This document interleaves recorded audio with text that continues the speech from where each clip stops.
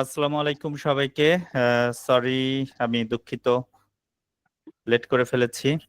Thank you Shahriar ভাই join করার জন্য। আপনার কথা বলছিলাম ওনাদের সাথে আমি। সো আজকে আমাদেরকে চ্যাট জিপিটি এবং গ্রিন ডিজিটাইজেশন নিয়ে আমাদের ক্লাসটা পরিচালনা করবেন আইসিটি অলিম্পিয়াড বাংলাদেশের ফাউন্ডার শাহরিয়ার খান, মোহাম্মদ শাহরিয়ার খান। উনি একজন আইসিটি স্পেশালিস্ট ইঞ্জিনিয়ার, পাশাপাশি উনি চ্যাট জিপিটি নিয়ে বইও লিখেছেন, যে বইটি বেশ বহুল সমাদৃত এবং ব্যবহৃত হচ্ছে। সো আমরা আজকে সময় বেশি আর নষ্ট করবো না, শাহরিয়ার কাছ থেকে চ্যাট জিপিটি সম্পর্কে শুনবো, জানবো এবং গ্রিন ডিজিটাইজেশন আমাদের বর্তমান প্রেক্ষাপটে তার গুরুত্ব এবং আমাদের সেক্ষেত্রে কি করণীয় থাকতে পারে সেই বিষয়টা সম্পর্কে আমরা অবহিত হব। ওভার টু ইউ শাহরিয়ার ভাই, thank you so much. Thank you Newton ভাই, সরি সবাইকে দুঃখিত। আসসালামু আলাইকুম। আমাদের একটু দেরি হয়ে গেল 15 মিনিট, আমাদের আরেকটা ক্লাস ছিল, ওখানে কোশ্চেন ছিল। সো আপনাদের সবাইকে শুভেচ্ছা, অভিনন্দন। আপনারা এই রাত প্রায় 9:45-এ জয়েন করেছেন। সো আমরা দেখতে পাচ্ছি 49 জন আছে আমাদের সাথে, এবং আমাদের এটা ইউনিভার্সিটি ক্যাটাগরি, এবং আমাদের আজকের টপিকস হচ্ছে গ্রিন ডিজিটালাইজেশন, সাথে আমরা চ্যাট জিপিটি নিয়ে একটু আলোচনা করব। সো আপনারা যেহেতু ইউনিভার্সিটি ক্যাটাগরিতে, আমাদের ক্লাসের মূল উদ্দেশ্য হচ্ছে not to involve in more in academic part, বা একাডেমিকলি আপনাদেরকে কোনো শিক্ষা দেওয়ার আমাদের এই সেশনটা না। আমাদের সেশনটা হচ্ছে গ্রিন ডিজিটালাইজেশন সম্পর্কে একটু আলোচনা করা, এবং এইটা কেন আমরা এই সেগমেন্টে রাখলাম এবং আমাদের কোশ্চেন কি কি হতে পারে সেটা নিয়ে একটু আলোচনা করা।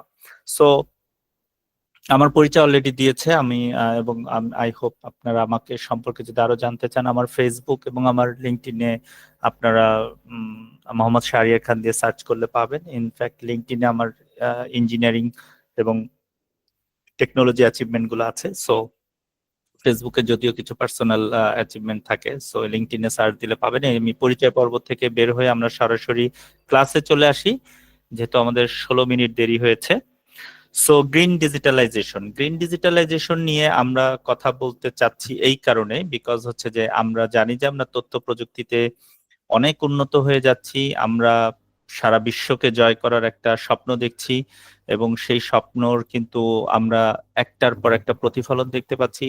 জয়ের দ্বার প্রান্তে আমরা অনেক সময় মনে হচ্ছে, কারণ আপনারা জাস্ট গত 3 দিন আগে যদি দেখেন, সূর্যের খুব কাছাকাছি নাসার রোবট চলে গেছে। সূর্য থেকে মাত্র 361 বছর সামনে বা পিছনে যদি বলি, যে আরো 361 বছর যেতে যতটুকু সময় লাগে ততটুকু পর্যন্ত সূর্য কিন্তু আমরা কভার করে ফেলেছি, এবং সূর্যের সেই বিকিরণ থেকে কিন্তু বিভিন্ন ধরনের ইনফরমেশন নিয়ে নাসাকে পাঠাচ্ছে সেই রোবট।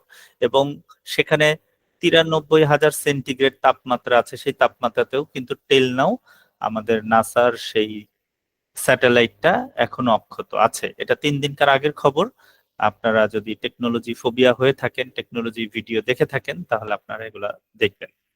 সো এই কথাটা বললাম এই কারণে যে দেখেন, আমরা সূর্যকে জয় করতে চেষ্টা করছি, তাই না? আমাদের প্যাশন থাকে, আমি অ্যাস্ট্রোনট হব, আমি সায়েন্টিস্ট হব, আমি রোবোটিক ইঞ্জিনিয়ার হব, আমি এআই এক্সপার্ট হব, আমি সাইবার সিকিউরিটি এক্সপার্ট হব, আমি পৃথিবীর সমস্ত ডিফারেন্ট মাইক্রোবায়োলজি নিয়ে পড়বো, নিউরোলজি নিয়ে পড়বো, আমি মানুষ তৈরি করব, তাই না? আমরা এই পর্যায়ে চলে আসছি। আমি অ্যামিবাদ না, আমি ডিজিটালি কেমিক্যাল দিয়ে আমি মানব সন্তান সৃষ্টি করব, তাই না? আমরা এগুলা নিয়ে চিন্তা করছি, কিন্তু কখনো আমরা ভেবে দেখি নাই যে এই জিনিসগুলো করতে যে আমি কি আমার অস্তিত্ব ঠিক রাখতে পারছি কিনা। অর্থাৎ আমি রোবট আবিষ্কার করছি অটোমেটিক গাড়ি চালানোর জন্য, আমি রোবট আবিষ্কার করছি অটোমেটিক প্লেন চালানোর জন্য, আমার ঘরের কাজ করে দেওয়ার জন্য, আমার ইন্ডাস্ট্রির কাজ করে দেওয়ার জন্য। এগুলো কেন করছি? আমার শান্তি, আমার সুখ, আমার ভালো থাকার জন্য। আমি যদি বেঁচে না থাকি, আমি যদি অসুস্থ হয়ে পড়ি, তাহলে আসলে এই বেঁচে থাকার কোনোই মূল্য নাই। যে কারণে উন্নত দেশে গ্রিন ডিজিটালাইজেশন শব্দটাকে খুব বড় করে এমফ্যাসিস দেওয়া হচ্ছে, যে তুমি সব করছো, তুমি শ্রেষ্ঠ সম্পদে পরিণত হচ্ছ, তুমি পৃথিবীর শ্রেষ্ঠ সায়েন্টিস্ট হচ্ছ, তুমি এমন এমন চমকপ্রদ আবিষ্কার করছো, কিন্তু পরিবেশ ঠিক রেখে তুমি পৃথিবীকে বাঁচার জন্য কিছু করছো। So, এই প্রসঙ্গটা থেকেই চলে আসে আসলে গ্রিন ডিজিটালাইজেশন। আমি যদি তোমাদেরকে একটু শেয়ার দেই একটা টপিকস নিয়ে গ্রিন ডিজিটালাইজেশনের সাথে রিলেটেড, সেখানে আমরা যদি চাই, সো আমরা দেখো, উম, আমরা সবাই জানি তাই না, স্টিম লার্নিং, তোমরা জানো যে স্টিম লার্নিং সম্পর্কে কিন্তু গত 5 বছর ধরে প্রচুর স্টাডি করা হচ্ছে, বিভিন্ন কম্পিটিশন, এবং কি আমাদের দেশেও কিন্তু গত বছর কিন্তু আমার একটা ফোন আসছে, আমাকে একটু 30 সেকেন্ড অ্যালাউ করবে, আমার বাসা থেকে একটু phone আসছে।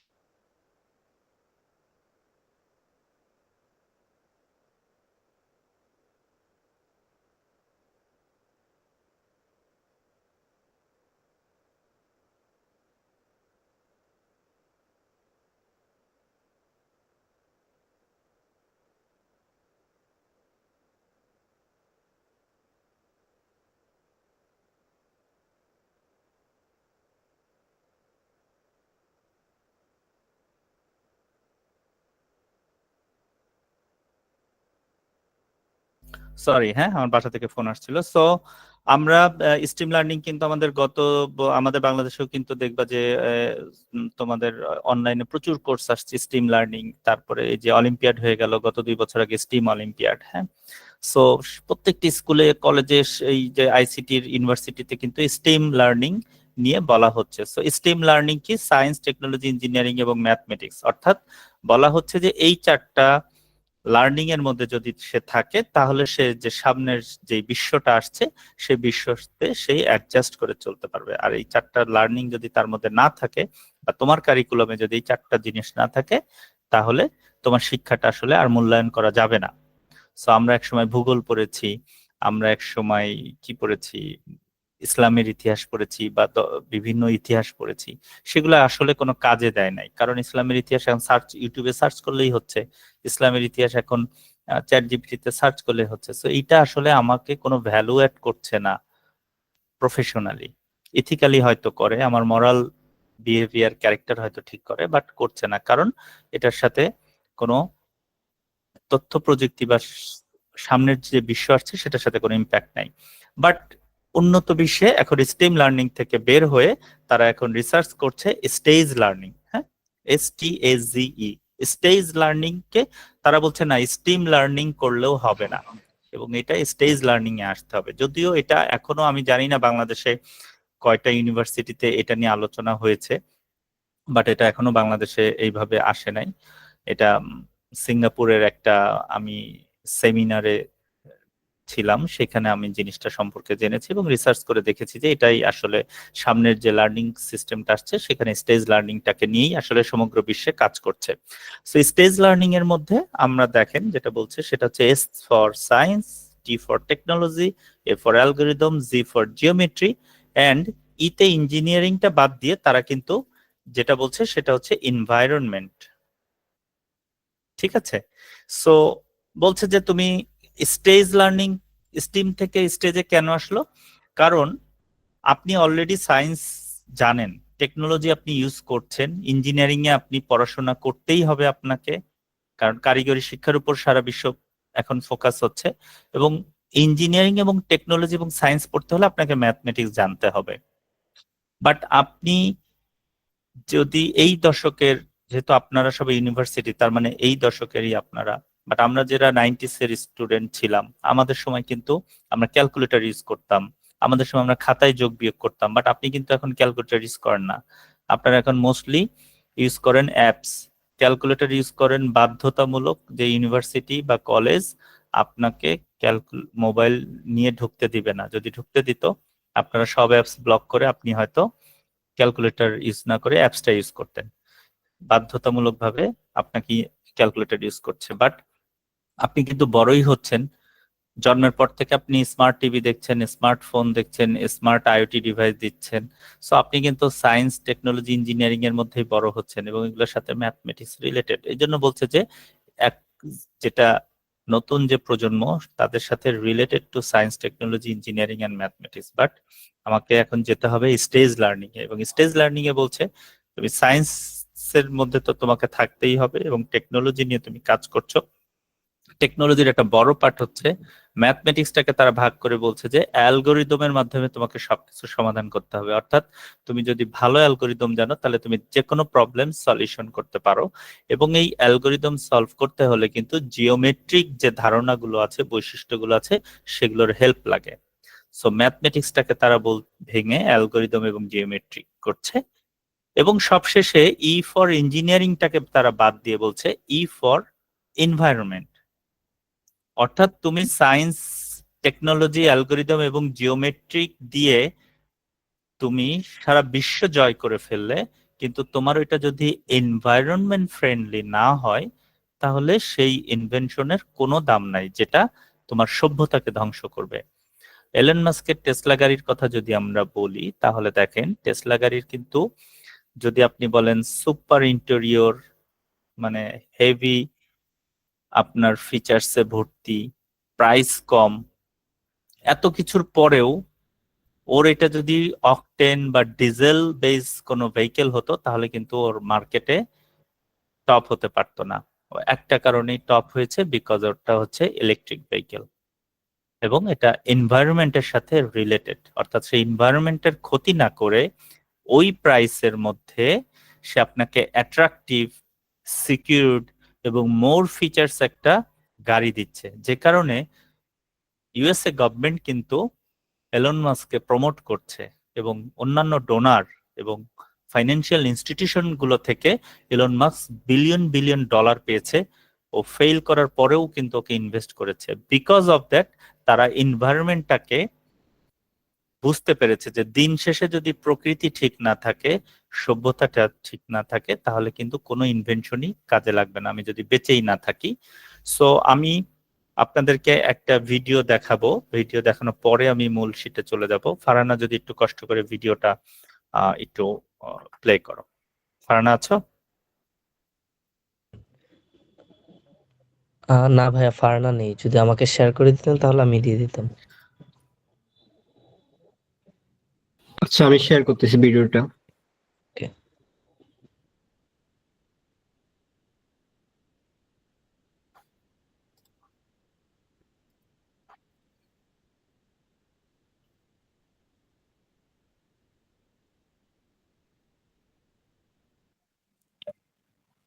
মেহেদি, তোমার কাছে ভিডিওর লিঙ্কটা আছে? আমি শেয়ার করতেছি ওইটা ভিডিওটা। আচ্ছা, ঠিক আছে, মানে লিঙ্কটা আছে তো না? আমি পাঠিয়েছি, হ্যাঁ। আচ্ছা। সো এই ভিডিওটা অন হতে হতে আমরা একটু যেটা কথা বলতে চাচ্ছিলাম, সো এই গ্রিন ডিজিটালাইজেশনটাকেই আমরা বলছি যে নতুন যে প্রজন্মটা আসবে সেটাতে যদি তার এনভায়রনমেন্ট পলিসি না থাকে, অর্থাৎ নতুন প্রজন্মে যদি এনভায়রনমেন্টটাকে ফোকাস না করে, ইনভেনশন না করে, তাহলে আসলে সেটাকে আসলে কোনোভাবেই আর ইনভেনশন আকারে নেবে না। তো একটু বড় করতে হবে।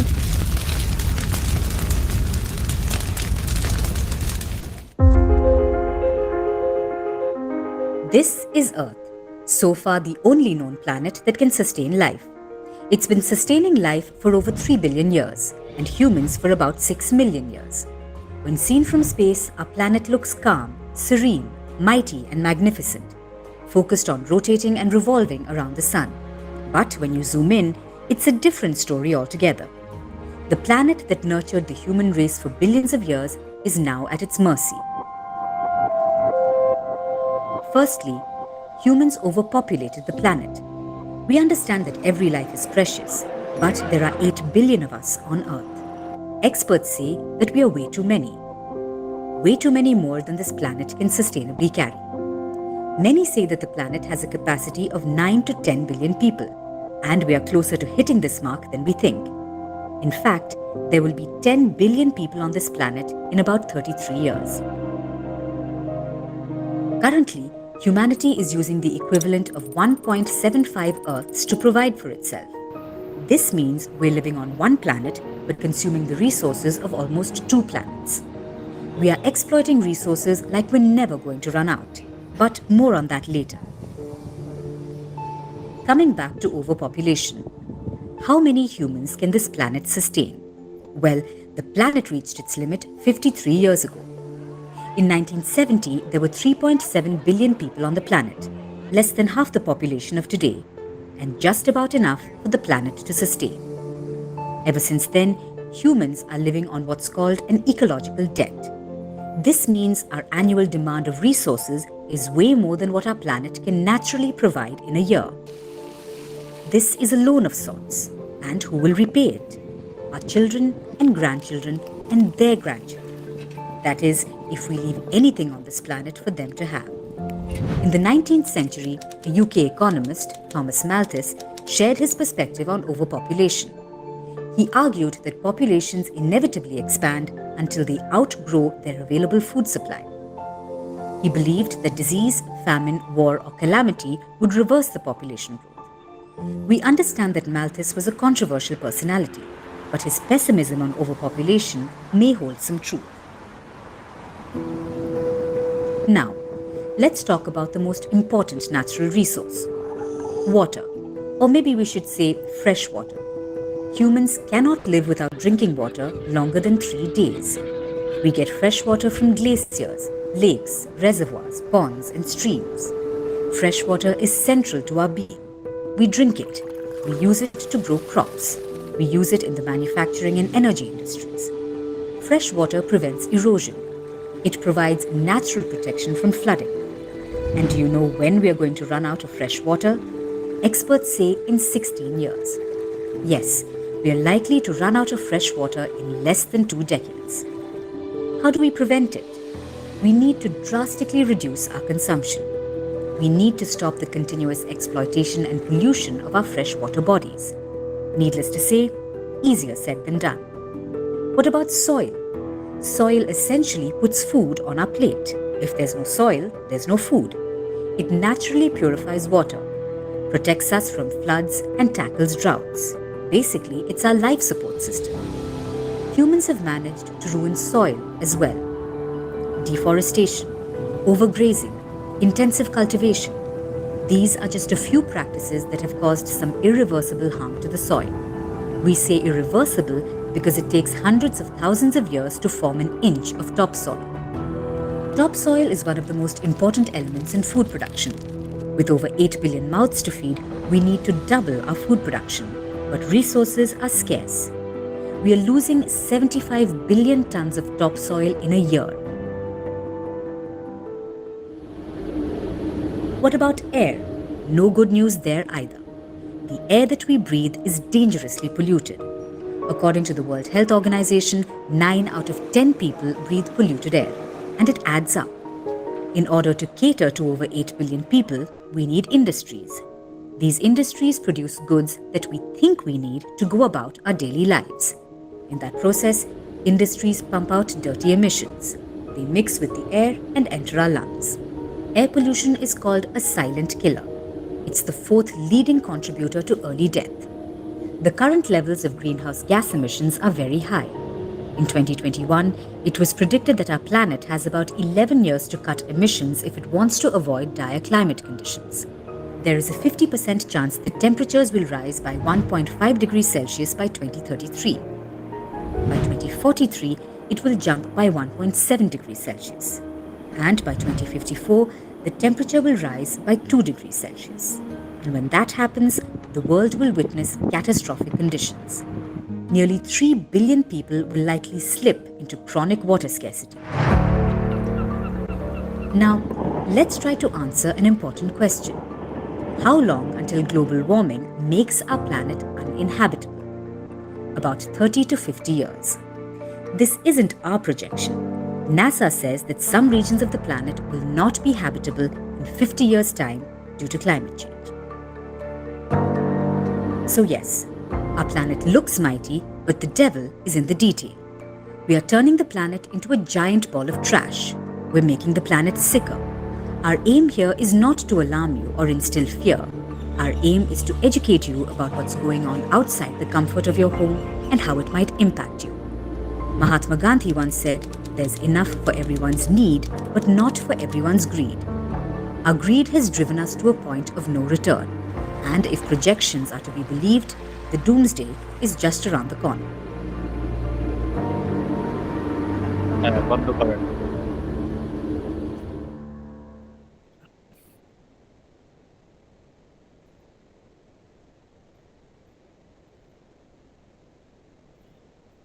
সো আমরা অলরেডি মনে হয় ভিডিওটা দেখে বুঝতে পেরেছি যে গ্রিন ডিজিটালাইজেশন বলতে আমরা কেন বোঝাচ্ছি।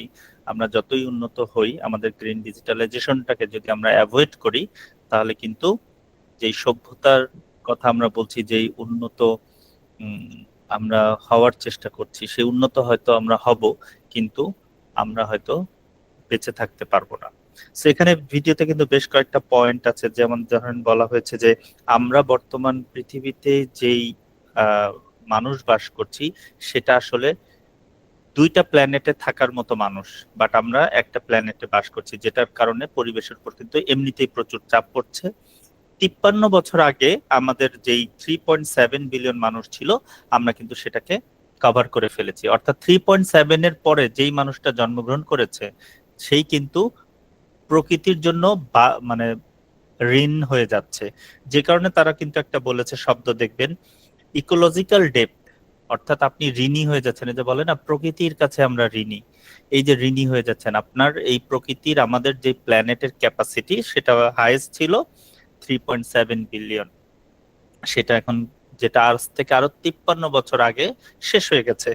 এবং এবং আমরা দেখেন যে আম, আপনারা জানেন যে বিশ্বযুদ্ধের কথা বলা হয়। বিশ্বযুদ্ধ হচ্ছে, রাশিয়া ইউক্রেনের যুদ্ধ লাগছে, আমেরিকা সাপোর্ট দিচ্ছে, বা গাজা ইসরায়েল যুদ্ধ হচ্ছে। আমরা বলছি যে পারমাণবিক শক্তি নিয়ে হবে যুদ্ধ, আসলে কিন্তু না। আপনারা গুগল রিসার্চ করেন, নেক্সট যেটা যুদ্ধ হবে সেটা হচ্ছে পানি নিয়ে, ওয়াটার নিয়ে যুদ্ধ হবে। আপনার সারা পৃথিবী কিন্তু 3 ভাগ পানি, আমরা সবাই জানি, কিন্তু সেই পানিটাকে আমরা ইউজ করতে পারি? সামুদ্রিক জল, সেই সমুদ্রের জলে থাকে লবণ।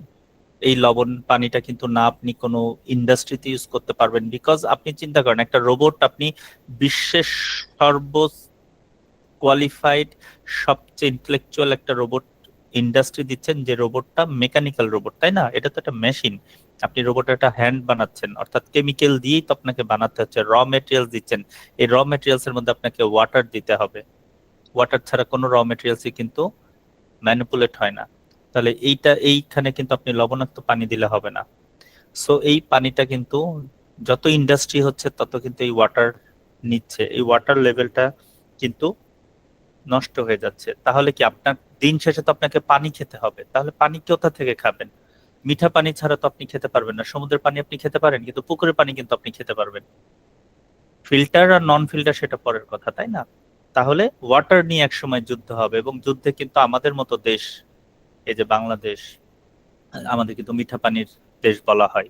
এই এই ধরনের দেশগুলো সবচেয়ে বেশি রিস্কি থাকে। সো এটা যখন আপনারা জিওগ্রাফিক্যাল পলিটিক্স নিয়ে একটু স্টাডি করবেন, একটু গুগলে ঘাটাঘাটি করবেন, ইউটিউবে দেখবেন, দেখবেন যে এই ধরনের দেশগুলো কতটা রিস্কের মধ্যে আছে নেক্সট ওয়ার্ল্ড ওয়ারে। ওরা আরেকটা কথা বলেছে, দেখেন, যে সয়েল লুজেস হচ্ছে, এবং পার ইয়ার 75 বিলিয়ন টপ সয়েল লুজেস হচ্ছে। এখন টপ সয়েল লুজেস হলে কি হচ্ছে? আপনার যে ক্রপ বা শস্য, সেটা কিন্তু উৎপাদন করতে পারছে না। তো শস্য উৎপাদন করতে না পারলে আপনার জনসংখ্যা দ্বিগুণ তিনগুণ হয়ে যাচ্ছে, কিন্তু আপনার যদি শস্য উৎপাদন দ্বিগুণ তিনগুণ না হয়, সেটাকে কিন্তু আপনি তখন লুজ পজিশনে চলে যাবে। এখন কি করছে? আমরা ফোর্সফুলি আমরা কেমিক্যাল দিয়ে শস্য উৎপাদন করার চেষ্টা করছি, যেটাতে আমরা কিছুটা হলেও সাকসেস, বাট এইটা এক সময় যে সয়েলের যে নেচার, সেটাকে কিন্তু ছেড়ে দিবে। ছেড়ে দিলে তখন আপনি কেমিক্যাল দিলেও এখানে আর শস্য উৎপাদন হবে না, কারণ কেমিক্যালের সাইড ইফেক্টে আপনার যে টপ সয়েল বলছে, টপ সয়েলটা নষ্ট হচ্ছে। ভিডিওতে কিন্তু এটাই বলেছে। এবং থার্ড বলেছে এয়ার, অর্থাৎ বাতাস। অর্থাৎ আপনি যদি মানে আপনি ধরেন সুপার সিকিউরিটি স্পেশালিস্ট, আপনি হচ্ছে রোবোটিক্স এর টপ রোবোটিক্স আপনি হচ্ছে বানাতে পারেন, আপনি হচ্ছে অ্যাস্ট্রোনেট, টপ অ্যাস্ট্রোনেট, বাট দিন শেষে আপনি অক্সিজেন নিতে পারছেন না। 9 আউট অফ 10, মানে 10 জনের 9 জনই কিন্তু এয়ার পলিউশনে সারা পৃথিবীতে আক্রান্ত। এবং আপনি জানেন যে এই সারা পৃথিবীর মধ্যে দিল্লি 1 নাম্বার, ঢাকা কিন্তু অলওয়েজ 1, 2, 3-এর মধ্যে থাকে। এই যে এত সব হচ্ছে, তার মানে আমরা একদিকে যেমন টেকনোলজিতে ডেভেলপ হচ্ছি, আরেকদিকে আমরা প্রকৃতিকে ধ্বংস করে দিচ্ছি, সভ্যতাকে ধ্বংস করে দিচ্ছি। ফলে যেটা হচ্ছে, আপনার এই ইনোভেশনটা একসময় ভ্যালুলেস হয়ে যাবে। আপনি অনেক কিছু করলেন, দেশে গৃহযুদ্ধ হয়ে আপনি মারা গেলেন, আলটিমেটলি আপনার সেই ইনভেনশনটা কোনো কাজে লাগানো হয় না বা কাজে লাগানো যায় না, এটা তখন গুড ফর নাথিং একটা কনসেপ্টে চলে যায়। যে কারণে আপনাকে এই যে বলছে যে আমি যেটা দেখালাম যে স্টেজের লাস্ট যেটা বলছে এনভায়রনমেন্ট, এই এনভায়রনমেন্টটাই আসলে গ্রিন ডিজিটালাইজেশন। এনভায়রনমেন্টটাই এখন সারা বিশ্বে পলিসি মেক করছে। অর্থাৎ আপনারা যেহেতু স্টুডেন্ট, আপনারা নেক্সট বিশ্বকে নেতৃত্ব দিবেন, আপনারা হয়তো ইনভেন্টর হবেন, আপনি একটা বিজ্ঞানী হবেন, আপনি এমন একটা মাইক্রোচিপ তৈরি করলেন যে মাইক্রোচিপটা পরিবেশকে ক্ষতি করছে, তখন এটা কিন্তু সারা ওয়ার্ল্ড ওয়াইড এটাকে আর অ্যাকসেপ্টেবল হবে না, কারণ এই স্টেজটাকে নিয়ে সারা বিশ্ব একটা পলিসি মেকিং এর মধ্যে যাচ্ছে, যেখানে বাধ্যতামূলকভাবে সমগ্র বিশ্বকে এই স্টেজ লার্নিং এর মধ্যে আসতে হবে। এটা উইদিন 2 ইয়ার্স এর মধ্যে হয়তো হয়ে যাবে।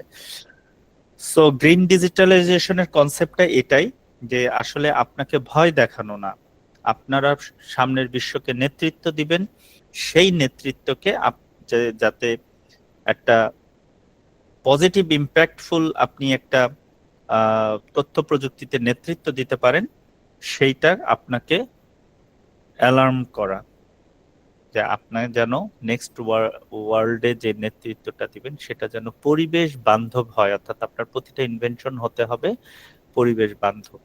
সো আমরা যদি গ্রিন ডিজিটালাইজেশনকে বলেন যে এই জন্য আমরা আসলে গ্রিন ডিজিটালাইজেশনের এই টপিকসটা আমরা রেখেছি, কারণ আমরা যে 21টা সেগমেন্ট রেখেছি, সেই 21টা সেগমেন্টের মধ্যে আমরা দেখেছি ইন্টারন্যাশনালি অনেক ইনস্টিটিউট, অনেক ইউনিভার্সিটিতে গ্রিন ডিজিটালাইজেশন নিয়ে গবেষণা করা হচ্ছে, পড়ানো হচ্ছে, কিন্তু আমার চোখে পড়ে নাই বাংলাদেশের কোনো ইউনিভার্সিটি, স্কুল, কলেজে এটা নিয়ে এখনো কথাবার্তা বলছে বা পড়াশোনা হচ্ছে।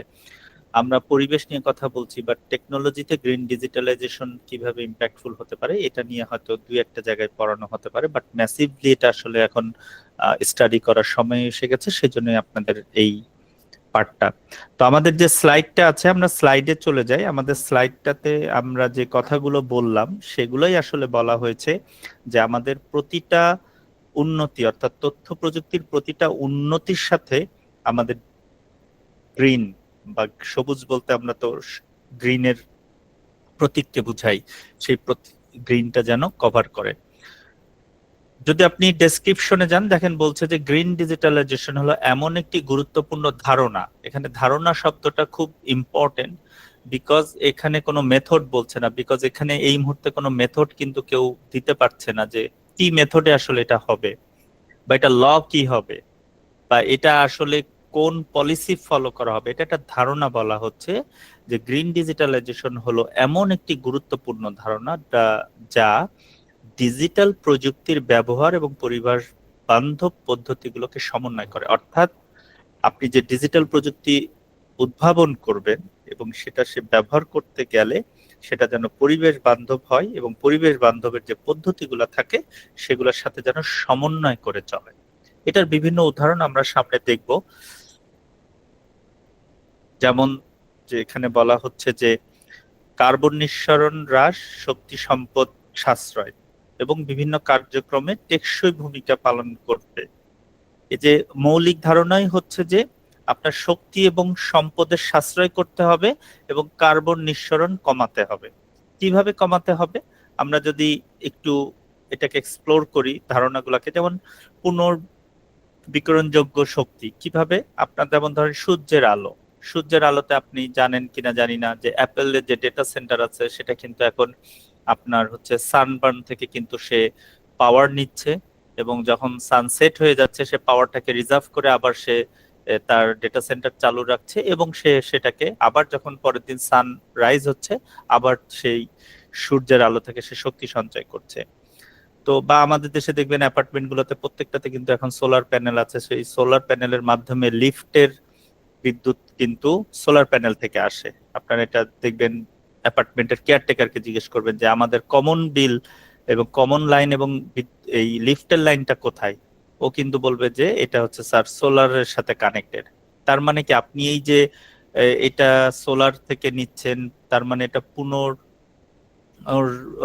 বিকিরণযোগ্য একটা শক্তি, তাই না, রিনিউয়েবল এনার্জি। সো এখানে কিন্তু আপনার জেনারেটর ইউজ হচ্ছে না, কারেন্ট ইউজ হচ্ছে না, জেনারেটর ইউজ হচ্ছে না মানে অয়েল ইউজ হচ্ছে না, অয়েল ইউজ হচ্ছে না মানে অয়েলটা বার্ন করলে যে ধোঁয়াটা হয়, যে কার্বনটা হয়, সেই কার্বনটা কিন্তু বের হচ্ছে না। তার মানে আপনি এটাকে এমন একটা রিনিউয়েবল এনার্জি ইউজ করছেন যেটা আপনার পরিবেশ বান্ধব হচ্ছে।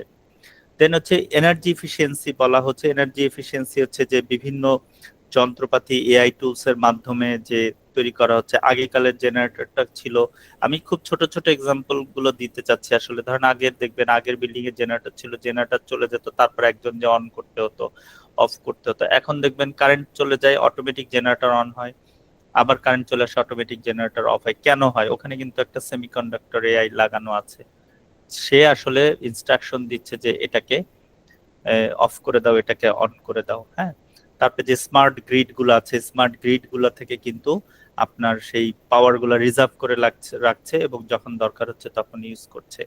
দেন ডেটা সেন্টার ম্যানেজমেন্ট। এই যে ডেটা সেন্টার ম্যানেজমেন্ট, আপনারা জানেন ডেটা বিশ্বের যে বড় বড় জায়ান্ট কোম্পানি গুলো আছে, এই ডেটা সেন্টার গুলো কিন্তু আমাদের হচ্ছে সমুদ্র পৃষ্ঠের নিচে রাখা হয়েছে। হ্যাঁ, অ্যাপেল, তারপরে মাইক্রোসফট, গুগল, এদের ডেটা সেন্টার। তো ডেটা সেন্টার তো একটা ফিজিক্যাল একটা ডিভাইস, তাই না? ধরেন আপনার হার্ড ডিস্কটা পানির বালতির নিচে চুবাই রাখছেন, তো এটাকে আপনি তো একটা সার্টেন টাইম পরে এটাকে মেনটেনেন্স করতে হয়, এটাকে রিসেট করতে হয়, এখানে অ্যাড করতে হয় অনেক কিছু। সো এটাকে উঠাবেন নামাবেন, এতে কিন্তু পরিবেশের ক্ষতি হচ্ছে।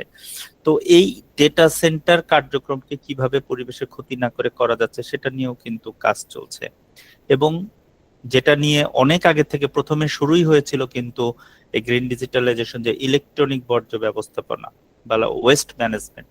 অর্থাৎ আমাদের কিন্তু এখন গেজেটের কোনো শেষ নাই, গেজেট সহ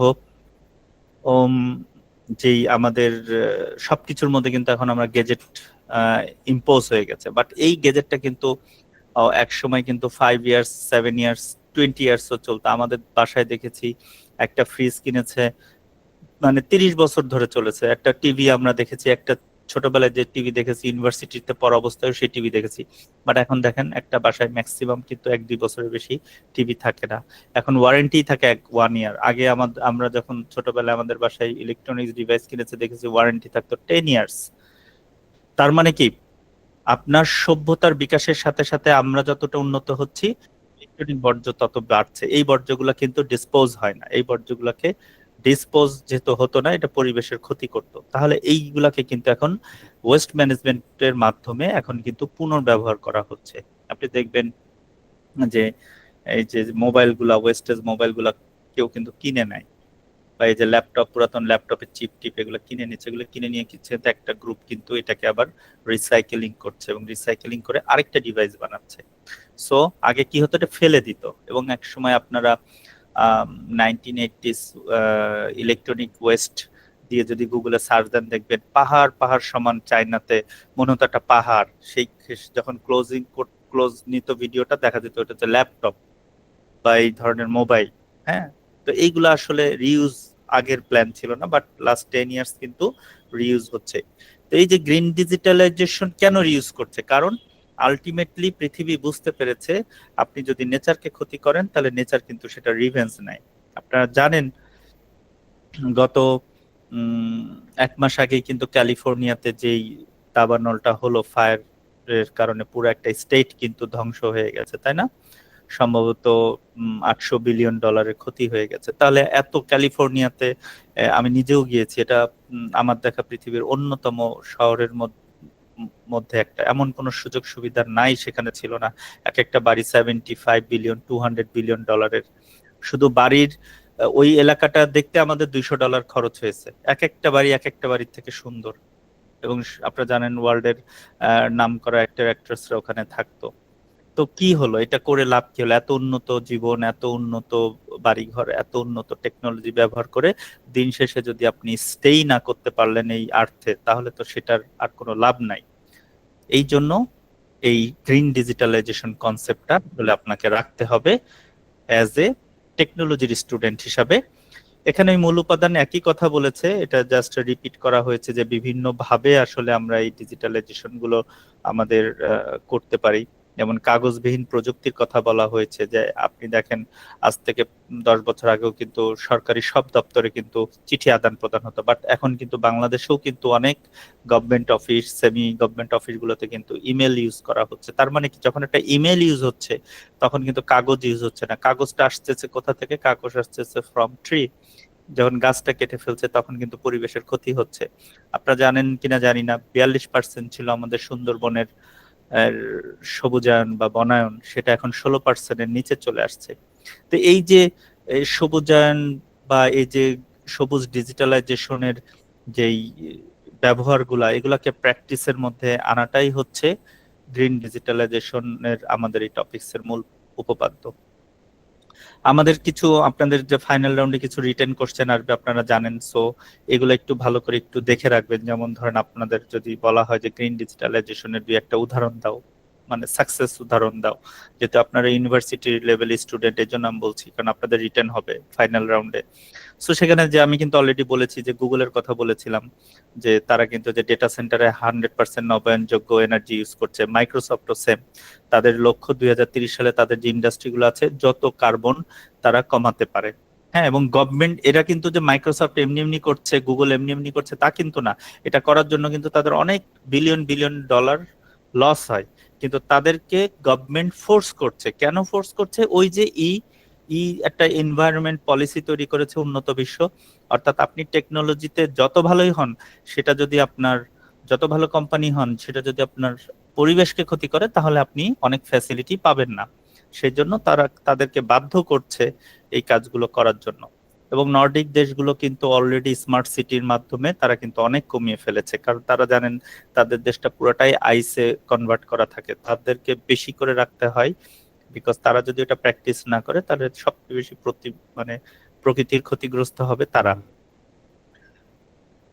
তো আপনারা আরেকটা নিউজ দিতে চাই, যে জানেন কিনা জানি না, 1 সপ্তাহ আগে যে একটা বড় একটা আইসবার্গ কিন্তু ও যেটা আটলান্টিক থেকে বিচ্ছিন্ন হয়ে গেছে, এবং এটা সম্ভবত কত হাজার স্কোয়ার মাইল, যেন একটা পুরো একটা অলমোস্ট একটা দেশের থেকেও বড়, যেটা কিন্তু আটলান্টিকে ভেসে আসছে। এবং জর্জিয়া যে দেশটা আছে সেইখান থেকে মাত্র 318 কিলোমিটার দূরে। এটা 1 সপ্তাহ আগের নিউজ। তাহলে চিন্তা করেন, এই আইসবার্গটা কিন্তু অ্যাটাচ ছিল মূল আইসের সাথে, সেখান থেকে এত বড় একটা আইসবার্গ বিচ্ছিন্ন হয়ে গেছে। এবং এটা, এরকম একটা ঘটনা ঘটেছিল 1886 সালে। তার মানে আমরা গত 100 বছরে এমন কিছু করেছি যেটার কারণে ওইখানে বরফ কখন গলে? যখন তাপমাত্রা বেড়ে যায়, তাই না? আপনি ফ্রিজ থেকে একটা বরফ নিয়ে যদি বাইরে রাখেন, এটা আস্তে আস্তে গলে যায়। বা দুইটা বরফ, আমরা যখন বরফে যে ছোট ছোট বক্সে বরফ বানাতাম ফ্রিজে, যখন ভাঙতাম তখন দেখা যেত 2-3টা এক হয়ে আছে। ওটা কিন্তু যখন টেবিলে রাখতাম বা পিরিচের উপর রাখতাম, ওটা কিন্তু গলে দেখা যেত আলাদা হয়ে গেছে। তার মানে সেম ঘটনাটা ঘটছে, যে অ্যান্টার্কটিকার যেই আইস সেটা কিন্তু বিচ্ছিন্ন হয়ে গেছে, এবং জর্জিয়াতে এসে হয়তো বাধাগ্রস্ত হবে, এবং এই বরফটা কিন্তু আস্তে আস্তে গলে যাবে। তাহলে পানিটা তো নিঃসরণ হওয়ার উপায় নাই। আপনার কলের পানিটা যখন ছেড়ে দিচ্ছেন, আপনার এটা বের হয়ে হয়তো কোনো আপনার ড্রেন হয়ে, কোনো নদী হয়ে, কোনো সমুদ্রে পড়ছে, বাট এটা কিন্তু রিসাইকেল হচ্ছে না কোথাও। তাহলে এটা সমুদ্র পৃষ্ঠের পানির উচ্চতা যখন বেড়ে যাবে, অটোমেটিক ভাবে পৃথিবী ডুবে যাবে। সেই ধারণাটাই করা হচ্ছে, এবং যে কারণে গ্লোবাল ওয়ার্মিং নিয়ে এত কথাবার্তা হচ্ছে, এত রিসার্চ হচ্ছে, বিলিয়ন বিলিয়ন ডলার তহবিল ঘোষণা করছে। এবং আপনারা জানেন বাংলাদেশ অন্যতম একটা প্রাকৃতিক ক্লাইমেট নেগেটিভ ইম্প্যাক্টের একটা দেশ, যে কারণে বাংলাদেশও কিন্তু প্রায় 800 কোটি টাকার মতো পেয়েছে গতবার, যে এইগুলাকে ঠিক করার জন্য। সো সবুজ ডিজিটালাইজেশনে বাংলাদেশের যে প্র্যাকটিস গুলো করা উচিত বা করছে, বা আরো প্র্যাকটিস করা উচিত, সেগুলোর মধ্যে আছে কার্বন নিঃসরণ গুলো কমানোর চেষ্টা হচ্ছে, ই বর্জ্যের পুনর্ব্যবহার করছে। আমাদের দেশেও কিন্তু এই যে ওয়েস্ট ম্যানেজমেন্ট কিন্তু অলরেডি মানে অনেক আগে থেকেই হচ্ছে, এটা জাপানি একটা গভর্নমেন্টের সহায়তায় এগুলো করা হচ্ছে। এবং প্রাকৃতিক সম্পদ সংরক্ষণ করা কিন্তু হচ্ছে। আপনারা রিসেন্টলি যদি আমি আপনাদের উদাহরণ দেই, দেখবেন যে সেন্ট মার্টিনকে বন্ধ করে দেওয়া হয়েছে। এখন সেন্ট মার্টিনে যারা ব্যবসা করে তারা কিন্তু আন্দোলন করছে, ফেসবুকে অনেক নেগেটিভ কথা লিখছে গভর্নমেন্টের বিরুদ্ধে, বাট গভর্নমেন্ট আসলে আলটিমেটলি তারা তো পলিসি মেকিং এ থাকে, তারা তো গ্লোবাল ওয়ার্মিং সম্পর্কে বিশ্বের অন্যান্য দেশের সাথে কথা বলে, কাজ করে, রিসার্চ করে, তারা কিন্তু দেখেছে যে পরিবেশের এই যে প্রাকৃতিক সম্পদ সংরক্ষণ, তার মানে কি, আপনি যদি মানুষ যেতে না দেন সেন্ট মার্টিনে, তাহলে কিন্তু ওই সেন্ট মার্টিন দ্বীপটা বাঁচবে। ওখানে যে প্রাকৃতিক যে শৈবালগুলো আছে, যেটা অক্সিজেন উৎপন্ন করে, এই অক্সিজেনটা কিন্তু একটা বড় একটা এনভায়রনমেন্ট, একটা ইস্যু তৈরি করে বাংলাদেশের জন্য, যেটা হয়তো আমরা হার্মফুল হতে পারি। এবং এইগুলার কি বেশ কিছু কিন্তু অর্থনৈতিক প্রভাবও পড়ে, যেখানে হচ্ছে যেটা এখানে বলা হচ্ছে যে স্মার্ট কৃষি প্রযুক্তির প্রসার করতে হবে, নতুন কর্মসংস্থান সৃষ্টি হয়। এবং যখনই আপনি যে গ্রিন ডিজিটালাইজেশন নিয়ে কাজ করবেন, নতুন নতুন আইডিয়া আসবে। এই আইডিয়াতে কিন্তু নতুন নতুন আপনার রিসোর্স লাগবে, তার মানে আপনার জবের কর্মক্ষেত্র তৈরি হবে, হ্যাঁ, বিভিন্ন ধরনের শক্তি সাশ্রয় হবে। সামাজিক প্রভাবগুলোর মধ্যে রয়েছে যেমন ডিজিটাল শিক্ষা প্রসার হবে, টেলিমেডিসিনের মাধ্যমে স্বাস্থ্যসেবা, টেকসই নগরায়ন। এগুলো আপনারা একটু দেখবেন, বিকজ হচ্ছে আপনারা সবাই জানেন ডিজিটাল শিক্ষা কিভাবে আসলে আপনাকে সামাজিক প্রভাব দেয়। এখন আপনার যদি স্কুলগুলা যদি না থাকতো, এত স্কুল হতো না, এত ইট লাগতো না, এত বার্ন হতো না, এত সিমেন্ট হতো না, তাহলে কিন্তু অনলাইন শিক্ষাটাকে যদি রিয়েলি আমরা ওয়ার্ল্ডের অন্যান্য দেশে, হার্ভার্ডে ধরেন একটা অনলাইন কোর্স করতে $4,500-5,000 লাগে, অর্থাৎ 7-8 লাখ টাকা লাগে। তার মানে ওদের স্ট্যান্ডার্ড কিন্তু অনলাইনেও যা, আপনার অফলাইনেও অলমোস্ট তাই। তার মানে ওরা সেম এডুকেশন কোয়ালিটি দেয়, কিন্তু আমরা কিন্তু সেটা দিতে পারছি না। আমাদের অনলাইন এডুকেশনে দেখা যায় যে কোয়ালিটি অনেক ডিফার করে ফিজিক্যালি এবং অফ অনলাইনে। তো এইটা যদি আমরা দিতে পারি, তাহলে সামাজিকভাবে ডিজিটাল শিক্ষার একটা প্রসার করবে। এবং টেলিমেডিসিনটাকে যদি আমরা গ্রিন ডিজিটালাইজেশনের আওতায় আনতে পারি, তাহলে কিন্তু এত হসপিটাল, এত ক্লিনিক, এত কিছু লাগবে না। হ্যাঁ, একটা আপনার ধরেন গ্রামের একজন লোক, সে অসুস্থ হয়ে ঢাকা মেডিকেলে আসছে, সে আসার সময় কি ইউজ করছে? একটা অ্যাম্বুলেন্স ইউজ করছে। এই অ্যাম্বুলেন্সটা কিভাবে ফুয়েল নষ্ট করলো? তার হয়তো 200 কিলো চালায় আসছে, সে হয়তো 10 লিটার অকটেন বার্ন করছে। এই অকটেন বার্নটা তো আপনার পরিবেশের উপর ইম্প্যাক্ট ফেলেছে। সো এইভাবে আসলে চিন্তা করতে হবে। আমরা এইভাবে কখনো গ্রিন ডিজিটালাইজেশনকে চিন্তা করি না। খুব ছোট ছোট আমাদের অভ্যাসের কারণে আমরা পরিবেশের ক্ষতি করছি। আমরা যদি কালকে সকাল থেকে চা খাওয়া বন্ধ করে দেই বাংলাদেশে, যে প্লাস্টিক কাপে আমি আর চা খাবো না, আপনি একাই যদি চিন্তা করেন যে কালকে আর প্লাস্টিক কাপে চা খাবেন না, তাহলে কিন্তু ওই চা বিক্রেতা বাধ্য হবে আপনাকে পেপার কাপে চা বানানোর জন্য। তাহলে প্লাস্টিক কাপে না খেলে পেপার কাপটা কিন্তু আপনার সেটা পরিবেশের ক্ষতি হলো না। আর পেপার কাপ যদি আবার সে কাঠ দিয়ে বানায়, তাহলে কিন্তু আবার পেপার দিয়ে বানায়, তাহলে কিন্তু আবার ক্ষতি। সেই পেপার কাপটা হতে হবে এখন যেটা হচ্ছে ডিসপোজাল প্লাস্টিক, অর যেটা বলা হচ্ছে পাট দিয়ে যে কাপটা বানানো হচ্ছে সেটা। সো এইভাবে খুব ছোট ছোট অভ্যাসের মাধ্যমে চিন্তা করতে হবে। আপনি হয়তো চিন্তা করছেন আমি 1 কাপ চা খেলাম, আমার সাথে আর পরিবেশের কি সম্পর্ক? এই আপনি আমি করতে করতে করতে কিন্তু এই সারা বিশ্বের সবাই আমরা প্রকৃতিকে ধ্বংস করে দিচ্ছি। আমরা একদিকে উন্নত হচ্ছি, আরেকদিকে আমরা আমাদের নিজেদেরকে ডেঞ্জার জোনে নিয়ে যাচ্ছি। সো গ্রিন ডিজিটালাইজেশন টপিকসটা আমাদের রাখার উদ্দেশ্য ছিল, আবারও বলেছি, our aim is not to fear you, just to alarm you to become a boss for the next world. So আশা করি আপনারা গ্রিন ডিজিটালাইজেশন নিয়ে অনেক ভিডিও আছে, গ্লোবাল ওয়ার্মিং নিয়ে অনেক ভিডিও আছে, আপনারা একটু পড়বেন, এটা সম্পর্কে রিয়েলাইজ করার চেষ্টা করবেন। এবং আমাদের মক টেস্টগুলো সম্ভবত চালু হয়ে গেছে, ওখানে আপনারা পরীক্ষা দিবেন। আর যদি কোনো কোশ্চেন থাকে আমাদেরকে জানাবেন। আজকের সেশনটা এখানেই শেষ করছি। আপনাদের এই মুহূর্তে যদি গ্রিন ডিজিটালাইজেশন নিয়ে কোনো কোশ্চেন থাকে করতে পারেন।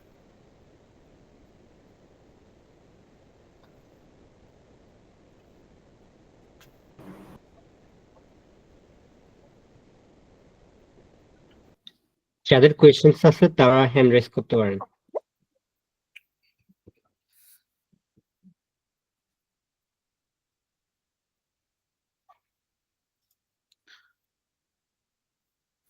তো কোনো কোশ্চেন?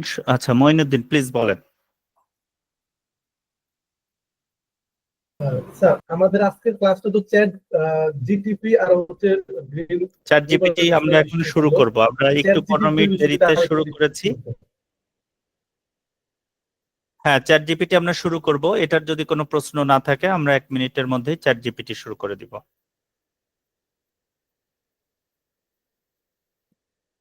ওকে, আরাফাত সিজান বলেন। আসসালামু আলাইকুম স্যার। ওয়ালাইকুম আসসালাম। আচ্ছা, ইলেকট্রিক্যাল কারেন্সি কি গ্রিন ডিজিটালাইজেশনের অংশ? না, ইলেকট্রিক্যাল কারেন্ট গ্রিন ডিজিটালাইজেশনের অংশ, বাট এটা পজিটিভ ওয়েতে। সো আপনি ইলেকট্রিক কারেন্সি বলতে ধরেন ক্রিপ্টোকারেন্সিকে হয়তো মিনিং করলে হবে না। আমরা যে বিকাশ ইউজ করছি, তাই না, এটাও তো একটা ইলেকট্রিক কারেন্সি, তাই না? জি So, জি, হ্যাঁ হ্যাঁ। টাকা ছাপাতে কিন্তু কাগজ ব্যবহার হয়। কাগজটা কোথা থেকে আসে? আপনার ট্রি থেকে। তার মানে আপনি গাছ কেটে সেখান থেকে কেমিক্যাল নিয়ে আপনি কাগজ বানাচ্ছেন, টাকা বানাচ্ছেন। সো ডিজিটাল কারেন্সি, সারা পৃথিবী যদি ডিজিটাল কারেন্সি অ্যাকসেপ্ট করা শুরু করে দেয়, তাহলে কিন্তু আমার কোনো কাগজই, কোনো টাকায় আমার প্রিন্ট করা লাগে না। ওকে, আর কোনো কোশ্চেন? হ্যাঁ, এখানে ডিজিটাল কারেন্সি কি আসলে সলিউশন এই ক্ষেত্রে? অবশ্যই একটা বড় সলিউশন। এখন ডিজিটাল কারেন্সি ইউজ করতে গেলে আবার দেখতে হবে যে তখন হবে কি আপনার স্মার্টফোন বাধ্যতামূলক, তাই না? সো হ্যাঁ হ্যাঁ। স্মার্টফোনকে আবার তখন করতে হবে কি, ওই যে ওয়েস্ট ম্যানেজমেন্টের আন্ডারে রাখতে হবে। অর্থাৎ এখন ধরেন সবাই তো স্মার্টফোন ইউজ করে না, গ্রামের সবাইকে স্মার্টফোন ইউজ করে বা গ্রামের সবাইকে ফোন আছে, তারা কিন্তু টাকাই রাখে। এখন আপনি ডিজিটাল কারেন্সি করে সবাইকে স্মার্টফোন দিয়ে দিলেন, তারপরে স্মার্টফোনটা আবার পরিবেশের ক্ষতি হলো, সেটা করা যাবে না। সো ব্যালেন্স আচ্ছা। করতে হবে। এই জন্যই যে পলিসি দেখতে হবে যে ওই দেশের পলিসি কি। ও আচ্ছা আচ্ছা, বুঝতে পেরেছি। গ্রিন ডিজিটালাইজেশনের কনসেপ্টটা আবারও বলি, আপনারা তো সামনের বিশ্ব নেতৃত্ব দিবেন। সো আপনার এই গ্রিন ডিজিটালাইজেশন কনসেপ্টটা সারা ওয়ার্ল্ডে প্র্যাকটিস হচ্ছে এইভাবে যে আপনি যখন কোনো ইনভেনশনের চিন্তা করবেন, আপনি যদি চিন্তা করেন যে আপনি কোনো কিছু একটা বিজনেস স্টার্ট করবেন, একটা স্টার্ট আপ দিবেন, টেক স্টার্ট আপ, বা একটা নতুন একটা কিছু আবিষ্কার করবেন, অবশ্যই পরিবেশের কথাটা মাথায় রেখে আবিষ্কার করতে হবে। এটাই হচ্ছে মূল কনসেপ্ট।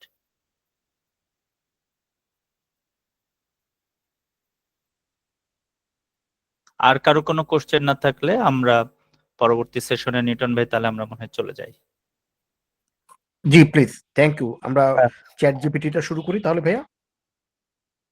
হ্যাঁ, সো সবাইকে আবারও ধন্যবাদ। চ্যাট জিপিটি নিয়েও আমরা আমাদের এই সেশনটা সাজিয়েছি, শুধুমাত্র আমরা একটু আইডিয়া দিব। চ্যাট জিপিটি নিয়ে আমরা কোনো অ্যাডভান্স লেভেলের কোনো ক্লাস আমরা আজকে করব না, বাট আমাদের চ্যাট জিপিটি নিয়ে আমাদের কিন্তু একটা কোর্স অলরেডি করানো হয়েছে। আপনারা যদি মনে করেন যে চ্যাট জিপিটির উপর আপনারা কোর্স করতে চান, তাহলে আপনারা আমাদের ফিডব্যাক জানাবেন।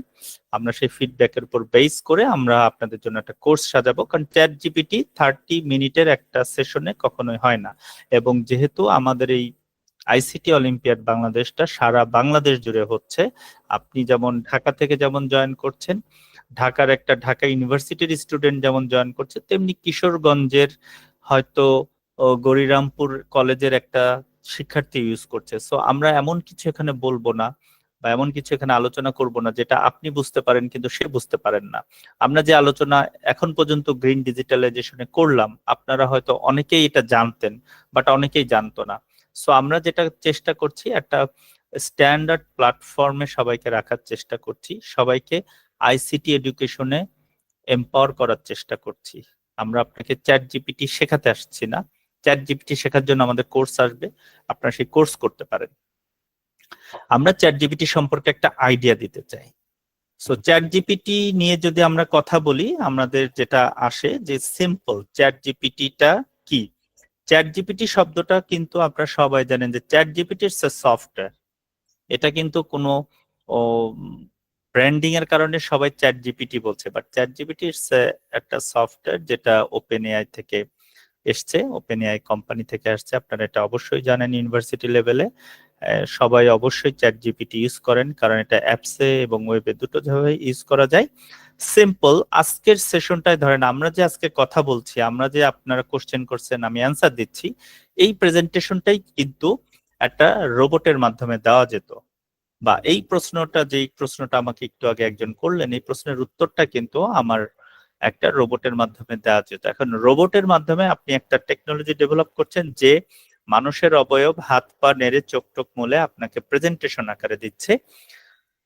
রোবটটা যেটা ছিল যে তাকে প্রি ডিফাইন্ড কোশ্চেন ছিল, সেটাকে সে অ্যান্সার দিচ্ছে, বাট সেটার মধ্যে যদি আমি চ্যাট জিপিটি ইউজ করি, অর্থাৎ আপনার কোশ্চেনের ধরন বুঝে আমার কাছে যেই ইনফরমেশন আছে সেই ইনফরমেশন গুলোকে অ্যাকুমুলেট করে একটা আন্ডারস্ট্যান্ডেবল রেজাল্ট যদি আপনাকে দিতে পারে, তখন আপনার মনে হবে আমি এমন একজনের সাথে কথা বলছি যে আসলে অপর পাশে কোনো মানুষ আছে। আপনি যদি একটা ফ্যাক্টরির কথা চিন্তা করেন, ধরেন আপনার কাছে একটা ফ্যাক্টরি আছে যেখানে সব ধরনের ঘরের ফার্নিচার আছে, সব, মানে কোনো কিছু বাদ নাই, একটা পাপোশ থেকে শুরু করে একটা, ধরেন কি বলবো, টিভি পর্যন্ত আছে। এখন আমি আপনার কাছে যে বললাম যে ভাই আমার একটা রুম আমি বানাতে চাই, এই রুমে আপনি আমাকে কি কি দিয়ে সাজাই দিবেন। আপনি তখন আপনার ফ্যাক্টরি থেকে একটা টিভি বের করলেন, একটা ফ্রিজ বের করলেন, একটা খাট বের করলেন, একটা টেবিল বের করলেন, একটা ড্রয়ার বের করলেন, একটা আলমারি বের করলেন, দিয়ে আমাকে সাজাই দিলেন। তাহলে কিন্তু আমি কিন্তু রেজাল্ট পেয়ে গেলাম, আমি কিন্তু দেখতে পেলাম ও আচ্ছা তাই তো, একটা ঘরে এই এই জিনিস তার মানে থাকে। চ্যাট জিপিটি কে আমি এইভাবে আসলে আপনাদের কাছে উদাহরণ দিয়ে বলতে চাই, জাস্ট লাইক দ্যাট। তার কাছে বিলিয়ন অফ ডেটা আছে, তার কাছে অ্যালগোরিদম সেট করা আছে, আপনার কিওয়ার্ডের সাথে ম্যাচ করে তার প্রতিটা অ্যান্সার তাকে সাজেস্ট করা আছে। আপনি কোথা থেকে কোশ্চেন করছেন, কোন ধরনের কোশ্চেন করছেন, সেটার উপর তাকে ট্রেন আপ করা আছে। সেই ট্রেন আপের উপর বেস করে আপনাকে আসলে একটা অ্যান্সার দেয়। এই অ্যান্সারটা অনেক সময় যে 100% ট্রু হয় বা 100% সঠিক হয় তা না, এটা অনেক সময় রং ইনফরমেশন হয় অথবা সে কাছাকাছি যায়। বাট চ্যাট জিপিটি কি শুধু আমি ইনফরমেশনের জন্য ইউজ করব? চ্যাট জিপিটির অনেক নেগেটিভ ব্র্যান্ডিং আছে। চ্যাট জিপিটি আসলে 100% ইনফরমেশনের জন্য ব্যবহার করবে না। চ্যাট জিপিটি আপনার নিজের নলেজকে এনরিচ করার জন্য আসলে ব্যবহার করতে বলা হয়েছে, বাট আমরা অনেক সময় মিস ইউজ করছি। হ্যাঁ, বা মার্কেটে অনেক ধরনের ব্র্যান্ডিং করা হচ্ছে যে চ্যাট জিপিটির কারণে এখনকার ছেলেমেয়েরা পড়াশোনা করছে না, চ্যাট জিপিটির কারণে এই তারা কপি পেস্ট করছে। It's not only copy paste. আপনাকে আমি একটা ইমেল দিলাম, সেই ইমেলের রাইট আপ করতে গেলে আপনাকে লিখতে হতো, ভুল সংশোধন করতে হতো, বানান ঠিক করতে হতো। চ্যাট জিপিটি আপনার টাইমকে কমায় দিচ্ছে। পৃথিবীতে সবচেয়ে মূল্যবান জিনিস হচ্ছে সময়, অর্থাৎ যেটা আপনার আধা ঘন্টা লাগতো ইমেল লিখতে, সেটা আপনাকে কিন্তু উইদিন 10 সেকেন্ডে বা 20 সেকেন্ডে সেই ইমেলটা লিখে দিচ্ছে। সেই ইমেল থেকে আপনি আসলে আপনার মতো করে সাজায় আপনি রিপ্লাই দিতে পারেন। সো আমি যদি একটু শর্টে যাই, আমি একটু দেখাই আপনাদের, যারা জানেন তারা জানেন, যারা জানেন না তাদের জন্য বলছি। আমি সাপোজ আমার একটা ইমেল লিখলাম, আমার কাছে একটা ইমেল আসছে, সাপোজ আমাদেরই একজন স্টাফ, সে একটা অ্যাডভান্স স্যালারি চেয়েছে। সো আমি চ্যাট জিপিটিতে যাই, চ্যাট জিপিটিতে যে ধরেন এই ইমেলটা যদি আমার রিপ্লাই দিতে হতো অনেক কিছু চিন্তা করে লিখতে হতো, আমি ওকে দিলাম যে চ্যাট জিপিটি কে ইনস্ট্রাকশন দিলাম আর write and reply with positive word. Then word বানানটা আমি ভুল দিলাম ইচ্ছা করে, হ্যাঁ ঠিক আছে, আমি রিপ্লাই বানানটাও ভুল দিলাম। ও আমাকে কি দেয়?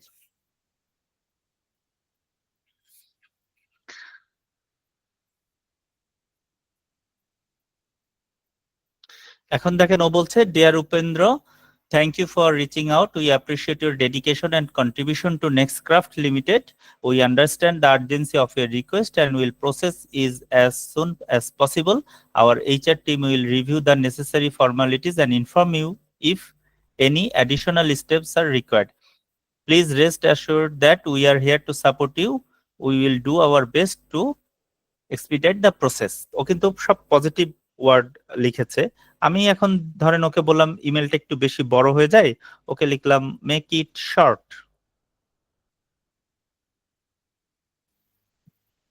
দেখেন আগের থেকে, আগে ছিল 1 2 3 4 লাইন্স, এখন কিন্তু 2 লাইন্সে করে দিল। আচ্ছা আমি ওকে লিখলাম প্লিজ অ্যাড এ ক্লজ, দিলাম যে, দেখেন আমি তো বানানগুলো ভুল লিখছি, হ্যাঁ, there are no advance facility at our company, COMPANNNYYY। আমি ইচ্ছা করে বানানগুলো ভুল লিখলাম, যে আমার লিখতে গেলে বানান ভুল হতেই পারে। দেখেন ও তখন বলছে উই অ্যাপ্রিসিয়েট ইউর ডেডিকেশন, তার মানেও কিন্তু আমি প্রথমে কি বলেছিলাম, পজিটিভ ওয়ার্ডে লিখতে বলেছিলাম না, যে কি বলেছিলাম, রাইট উইথ পজিটিভ ওয়ার্ড। ও কি লিখছে, we appreciate your dedication to Nextcraft Limited. However, please note that our company does not have an advance salary facility. Let us know if we can assist you in a way. So এই যে chat GPT কি করছে, chat জিপিটির কাছে lots of data আছে যে এই ধরনের একটা ইনফরমেশন যদি আসে তুমি এই ধরনের ওয়ার্ড দিয়ে তাকে রিপ্লাই দিবা। হ্যাঁ, আমরা যদি ধরেন জানতে চাই what is ICT Olympiad Bangladesh, হ্যাঁ বাংলাদেশ বানানটা ভুল লিখলাম, দেখিও কি বলে। দেখেন ও কিন্তু আইসিটি অলিম্পিয়াড বাংলাদেশ সম্পর্কে ও কিন্তু অ্যাড করে দিচ্ছে। আমাদের গ্লোরি গার্লস কিন্তু সিজন 2 তে ছিল, দেখেন ও কিন্তু সাইবার টেক রোবোটিক সামিট টামিট সহ কিন্তু লিখে দিয়েছে। আমি দিলাম যে please add also live class.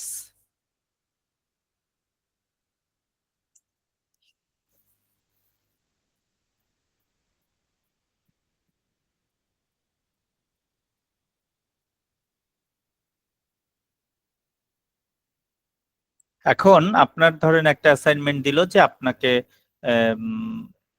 ICT olympiad সম্পর্কে একটা অ্যাসাইনমেন্ট লিখতে হবে। আপনি কিন্তু চাইলেই এখান থেকে একটা ইনফরমেশন নিয়ে এটাকে আপনার মতো করে লিখতে পারেন, যে দেখেন ও কিন্তু এখন অলিম্পিয়াড ফিচার্স লাইভ ক্লাসেস এবং আগের গুলো কিন্তু দিয়েছে। আমরা এখানে দিলাম হু ইজ দ্য ফাউন্ডার।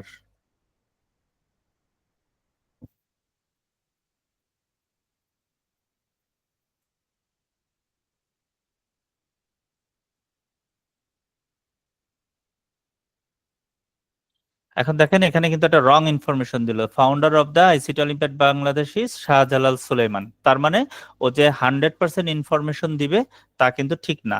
আমরা ওকে এখন গাইড করি, please learn that ICT Olympiad Bangladesh founder is Mohammad Shahriar খান।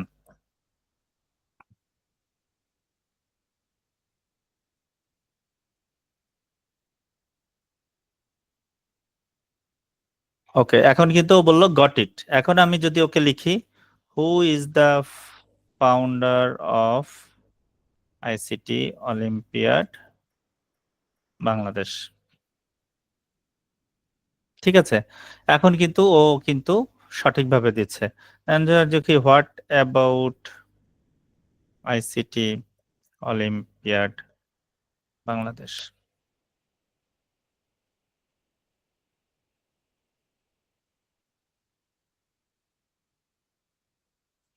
লোকস এখন কিন্তু দেখেন ও কিন্তু খুব সুন্দর করে সাজায় দিল যে এটা হচ্ছে কি ফিচার, হচ্ছে কম্পিটিশন, লাইভ ক্লাসেস আছে, ওয়ার্কশপ হয়, সেমিনার হয়, সামিট হয়, উইমেন এম্পাওয়ারমেন্ট নিয়ে কাজ করে, এবং ফাউন্ডার কিন্তু দিয়ে দিল, আমাকে কিন্তু দিয়ে দিল।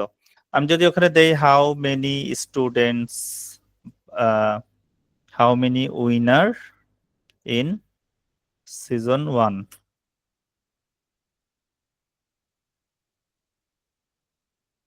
লোকস আমাদের সিজন 1 এর যারা কিন্তু উইনার ছিল সবার ইনফরমেশন কিন্তু সে দিয়ে দিল। তো এই ইনফরমেশন কিন্তু আপনাকে কিন্তু ওয়েবসাইট থেকে ঘেটে বের করতে কিন্তু সময় লাগতো। আমি যদি ওকে বলি make it Excel,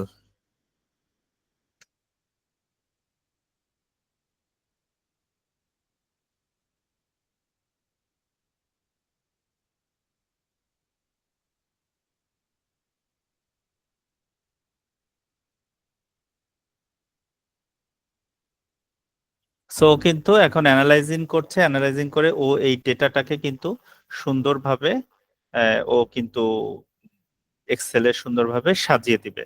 so chat GPT দিয়ে আসলে আমরা যেটা আপনাদেরকে জানানোর চেষ্টা করছি যে চ্যাট জিপিটি আপনার লার্নিংটাকে আরো এনরিচ করার জন্য আসলে ইউজ করতে হবে। হ্যাঁ, সো দেখিও কি বলছে, উইনার্স এক্সেল, দেখেন একটা এক্সেল কিন্তু দিয়ে দিল। সো আমি যদি ফাইলটা ডাউনলোড করি দেখি কি দেখায়।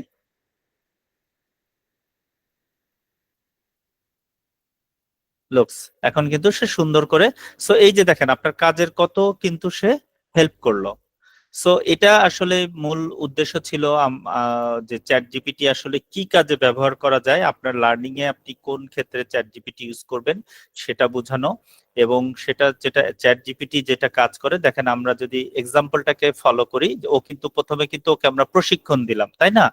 সে কিন্তু করছে কি, বিভিন্ন বই আর্টিকেল এবং উন্মুক্ত তথ্য থেকে শিখছে। প্রথমে কিন্তু সে কিন্তু ফাউন্ডারের নাম দিল সুলাইমান কি জানো, পরে আমি যখন বললাম মোহাম্মদ শাহরিয়ার খান, তখন দেখেন অ্যানালাইজিং একটা শব্দ আসছিল, অ্যানালাইজ করছে। তার মানে ও ওয়েবসাইট থেকে অ্যানালাইজ করার চেষ্টা করছে যে আসলেই কি মোহাম্মদ শাহরিয়ার খান কিনা। তো আপনি যদি ওয়েবসাইটে যান, এই যে আমাদের এখানে যদি ট্রাস্টি বডিতে যান, দেখবেন যে মোহাম্মদ শাহরিয়ার খান ফাউন্ডার লেখা আছে। ও কিন্তু এই ডেটাটা রিড করেছে।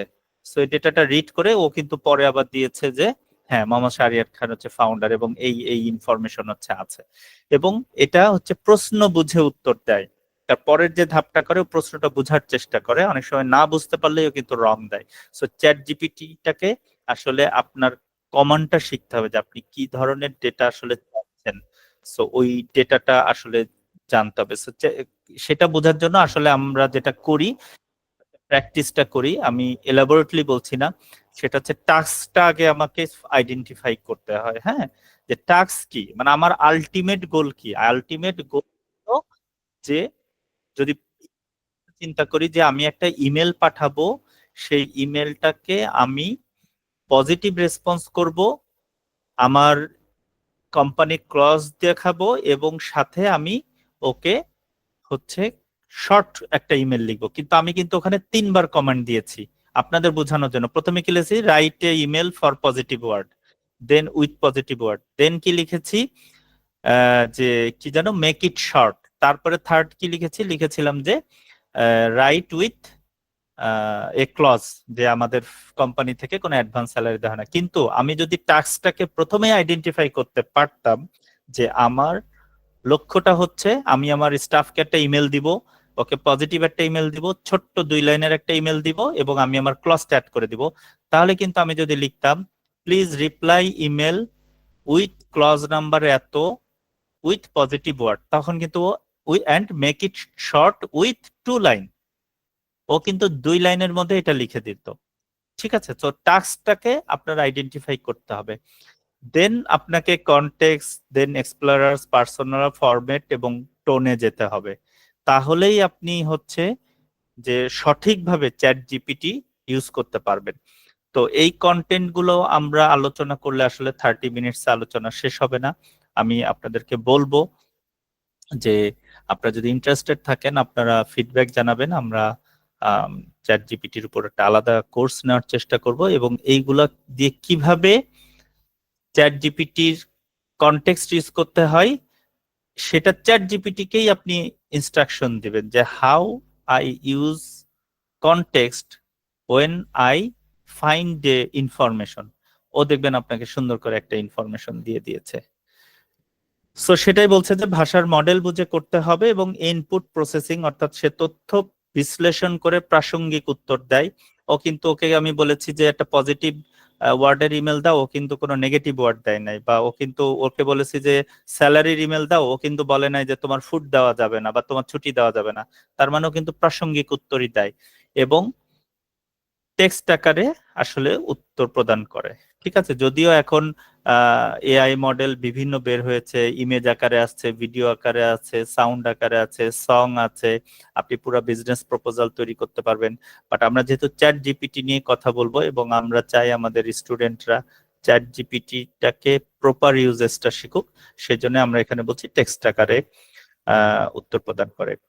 এই জিনিসটা আপনারা একটু শিখবেন, যে বা একটু বোঝার চেষ্টা করবেন। সেটা হচ্ছে যে আমার যেটা আমরা বলেছিলাম, যেখানে বিলিয়নস অফ ডেটা থাকে, সেই ডেটা যখন আমরা একটা কিওয়ার্ড লিখি, কিওয়ার্ড লিখে যখন সার্চ দেই, তখন সে সেই বিলিয়নস অফ ডেটাটাকে তাদের মাল্টিপলস অফ অ্যালগোরিদমে ফেলে, যেটার সাথে যেই কিওয়ার্ডের সাথে যেই অ্যান্সারটা ম্যাচ করে, সেই ম্যাচিং গুলো করে আপনার একটা সেখানে সলিউশন আর্কিটেকচার বলে একটা জিনিস থাকে, সেই সলিউশন আর্কিটেকচারের মাধ্যমে সে আপনাকে আসলে আউটপুটটা দেয়। এইভাবেই হচ্ছে চ্যাট জিপিটি ইউজ করে। কনসেপ্ট ইজ ভেরি নর্মাল একটা কনসেপ্ট, আপনাদেরকে ফার্নিচারের যে উদাহরণ দিয়েছিলাম, বাট এইটা এখন ট্রিলিয়ন ডলারের একটা প্রজেক্ট কিন্তু হয়ে গেছে। আপনারা সবাই জানেন যে ডিপসিক নামে চাইনিজ একটা কোম্পানি আসছে, গত মনে হয় 2 সপ্তাহ হলো। তারা কিন্তু এই ওপেন আইয়ের শেয়ার মার্কেট অলমোস্ট 80% ডাউন করে দিয়েছে। হ্যাঁ, ডিপসিক কিন্তু আরো সুন্দরভাবে আরো ফ্রুটফুলি অ্যান্সার দেয়। সেটা জেমিনি, গুগলের যেটা আছে জেমিনি, বা মাইক্রোসফটের যেটা কোপাইলট আছে, তাদের থেকে অনেক ভালো করে দেয়। আমি পার্সোনালি ডিপসিক এবং চ্যাট জিপিটি মেজারমেন্ট করে দেখেছি, তারা অনেক অ্যাডভান্স লেভেলের অ্যান্সার দেয়। এবং আপনারা কিন্তু বিভিন্ন প্রম্পট ইঞ্জিনিয়ারিং আছে, সেগুলো আপনারা শিখতে পারবেন, এবং কিভাবে একটা এক্সটেনশন ইউজ করা যায়। এবং আপনারা যারা কোডিং এ এক্সপার্ট বা কোডিং শেখেন, তারাও কিন্তু কোডগুলাকে চ্যাট জিপিটির মাধ্যমে কিন্তু ভেরিফাই করে নিতে পারছেন। ইরর থাকলে, বাগ থাকলে সেই বাগগুলোকে আপনারা সলিউশন করতে পারছেন। নট অনলি বাগ, আসলে করা যায় না এমন কিছু নাই। আপনি রিপোর্ট জেনারেট করা, অর্থাৎ আপনারা যদি ফ্রিল্যান্সিং করে থাকেন, প্রচুর ফ্রিল্যান্সিং কাজ আছে, মাস শেষে ডেটা দিয়ে দিবে, সেই ডেটাটাকে রিপোর্ট আকারে দিয়ে দিবে। আপনি চ্যাট জিপিটির যদি পেইড ভার্সন ইউজ করেন, মাত্র $20 নেয়, অর্থাৎ 2700 টাকা।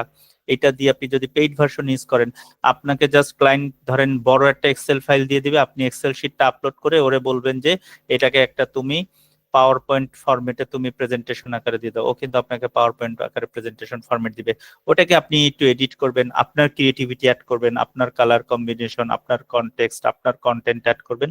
ইজিলি কিন্তু আপনারা চ্যাট জিপিটির মাধ্যমে ফ্রিল্যান্সিং কাজগুলা আরো ইজিলি করতে পারবেন। প্রচুর ব্লগ রাইটিং আছে, প্রচুর আপনার হচ্ছে রাইট আপ করা যায়। রাইট আপের সারা ওয়ার্ল্ডে কিন্তু রাইট আপের একটা অনেক চাহিদা তৈরি আছে। প্রোডাক্ট ডেসক্রিপশন লেখা যায়, বিভিন্ন ধরনের বুকস রিভিউ লেখা যায়, বিভিন্ন ধরনের রাইট আপের জন্য প্রচুর ডিমান্ড তৈরি হয়েছে। সো চ্যাট জিপিটি যেটা বলছে যে চাকরি ছেড়ে চাকরি হারাচ্ছে মানুষ, ঠিক চাকরি হারাচ্ছে না মানুষ, যে আসলে স্কিল তাকে রাখছে। কারণ আপনি আপনার অফিসে 5 জন রাইটার ছিল, আপনি 5 জন রাইটার থেকে একজন রাইটারকে দিয়ে কাজ করাতে পারেন। তার মানে আপনি তাহলে স্কিল হন। এবং রিমোট জবের কিন্তু প্রচুর চাহিদা বাড়ছে, এবং রিমোট জব যারা করছে তারা চ্যাট জিপিটি ইউজ করে কাজগুলো করছে।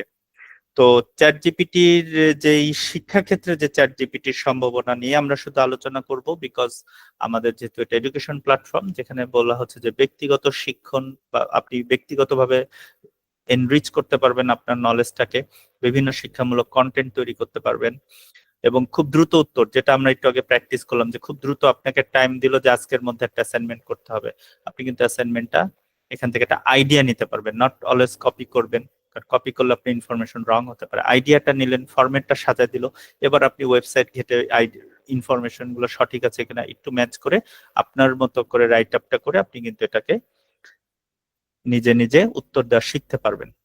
এবং শিক্ষার্থীদের মধ্যে যে উন্নত যোগাযোগ ব্যবস্থা করছে, যখন আপনি একটা মেইলের রিপ্লাই দিবেন, যখন আপনি একটা অ্যাসাইনমেন্ট আরেকজনকে হেল্প করছেন, বা টিচার আপনার কাছে যাচ্ছে, তখন যে আপনি ইনফরমেশনটা শেয়ার করছেন খুব একটা ফরম্যাটে, যখন আপনি শেয়ার করছেন, তখন কিন্তু এটা আপনাদের মধ্যে ইন্টারাকশনটা অনেক বেশি হচ্ছে। সো চ্যাট জিপিটি নিয়ে আমাদের এই ধরনের কোশ্চেনই আসবে। খুব অ্যাডভান্স লেভেলের আমরা কোশ্চেনে যাব না, যেটা আগেই বলেছি, সারা বাংলাদেশের সবাই যেহেতু এখানে আমাদের ছাত্র, আমরা একটা বেসিক প্ল্যাটফর্ম ইউজ করছি। আমাদের intention to know about chat GPT, not to learn about chat GPT. Learn করার জন্য আপনাকে আসলে মিনিমাম 10-15 দিনের একটা কোর্স করতে হবে। এবং আপনারা দেখেন, যেটা আগে ছিল বিভিন্ন হসপিটাল এবং অন্যান্য জায়গায় ছিল যে 365 দিন বা 24 ঘন্টায় হচ্ছে সার্ভিস দিত। আগে কি হতো, ফেসবুকে সার্ভিস গুলো দেওয়া হতো, মেসেঞ্জারে কেউ একজন বসে থাকতো, 3 শিফটে কাজ করতো, 8 ঘন্টা করে।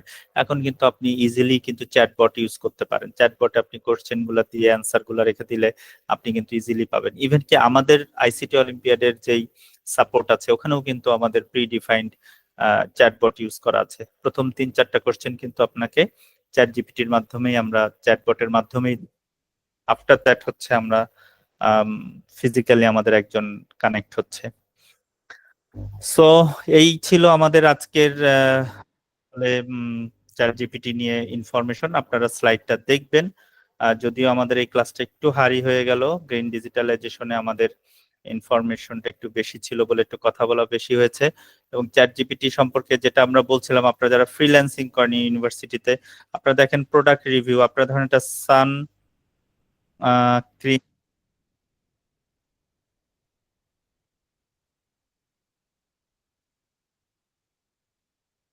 প্রচুর কাজ কিন্তু আছে মার্কেটে এই ধরনের কাজ। দেখেন আপনি ইজিলি একটা সানস্ক্রিমের একটা প্রোডাক্ট রিভিউ কিন্তু আপনি এইভাবে করে এখান থেকে জাস্ট ইনফরমেশন নিয়েই কিন্তু আপনি দিতে পারেন।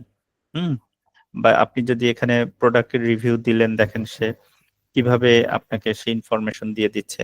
আপনি যদি বলেন যে একটা সানস্ক্রিমের write a product info sunscreen named Sun S origin USA price $1 for women. অ্যামাজনে এবং বড় বড় যেই প্ল্যাটফর্মগুলো আছে প্রচুর ইনফরমেশন কিন্তু এই ধরনের ফ্রিল্যান্সিং কাজ থাকে, যেগুলো চাইলে আপনি কিন্তু এরকম প্রোডাক্ট ইনফো অ্যাড করতে হয় শুধু। দেখেন ও সুন্দর করে কিন্তু প্রোডাক্ট ইনফো অ্যাড করে দিচ্ছে। সো চ্যাট জিপিটিটার আমাদের কোর্সটা রাখার মূল উদ্দেশ্য হচ্ছে এটা সম্পর্কে একটা বেসিক আইডিয়া নেওয়া, বেসিক ইনফরমেশন গুলো জানা, এবং কিভাবে আপনি বেসিক ইনফরমেশন থেকে নিজেকে লার্ন ক্যাপাসিটি বাড়াবেন সেটাকে হচ্ছে তৈরি করা। সো আজকের মতো আমরা এখানেই শেষ করতে চাচ্ছি, 10:55 বেজে গেছে। আশা করছি আবার কোনো নতুন সেশনে চ্যাট জিপিটি নিয়ে কথা হবে। আমাদের এআই, মেশিন লার্নিং, ব্লকচেন এবং কোয়ান্টাম কম্পিউটিং যে সেশনগুলো আছে সেখানেও চ্যাট জিপিটি নিয়ে কথা হবে। পাইথনের যারা কোর্সগুলো করছেন সেখানেও চ্যাট জিপিটি নিয়ে কথা হবে। সো এটা আমাদের প্রত্যেকটা অলমোস্ট অনেকগুলো সেগমেন্টের সাথেই রিলেটেড। সো আমরা ওখানে আরো কিছু অ্যাডভান্স শিখবো। আজকে জাস্ট ইন্ট্রোডাকশন পার্ট ছিল বলে আমরা এতটুকুতে শেষ করছি। কারো যদি কোনো কোশ্চেন থাকে কাইন্ডলি প্লিজ শেয়ার করবেন।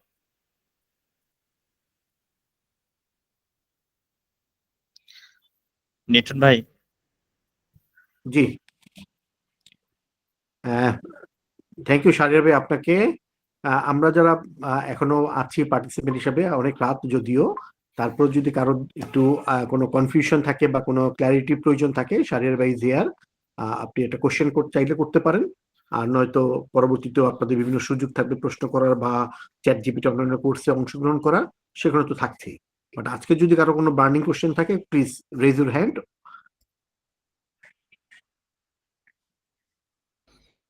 সো আমার মনে হয় কোশ্চেন নাই। আপনারা যেটা করবেন, মক টেস্ট সম্ভবত এখন দেওয়া যাচ্ছে, মক টেস্ট গুলো দিবেন। আমরা তো কোশ্চেনের একটা প্যাটার্ন সম্পর্কে বলেই দিলাম যে কি ধরনের কোশ্চেন হতে পারে, কি ধরনের কোশ্চেন আসতে পারে। সো সেগুলো একটু স্টাডি করেন। আমরা আপনাদের প্রাইমারি যেই সেশনটা হবে, যে এক্সামটা হবে, সেই এক্সামে খুব প্রাইমারি লেভেলেরই কোশ্চেন থাকবে। সো আই হোপ আমরা কিছু জানাতে পেরেছি আজকের ক্লাসের মাধ্যমে। সো কারো কোনো কোশ্চেন যদি থাকে হ্যান্ড রেজ করেন, নাহলে আমরা 1 মিনিটের মধ্যে আসলে ক্লাসটা শেষ করব। আর এটা রেকর্ডেড ক্লাস থাকবে, আপনারা চাইলে আবার দেখে নিতে পারবেন।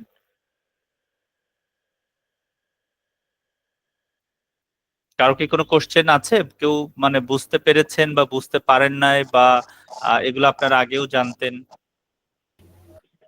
বুঝতে পারছি। আমরা নর্মালি এটা ইউজ করা হয় আর কি। জি জি।